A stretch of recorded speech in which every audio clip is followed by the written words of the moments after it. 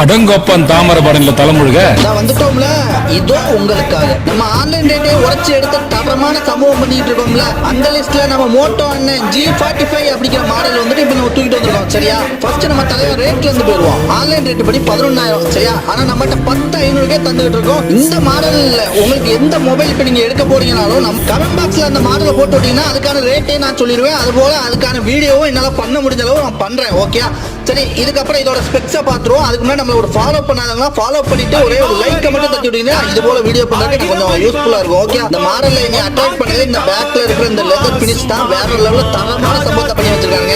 Main camera 50 mega பிக்சல்லையும் selfie camera 16 mega பிக்சல்லையும் வேற லெவல்ல தரமா செஞ்சிருக்காங்க. Battery capacity 5000 mAh.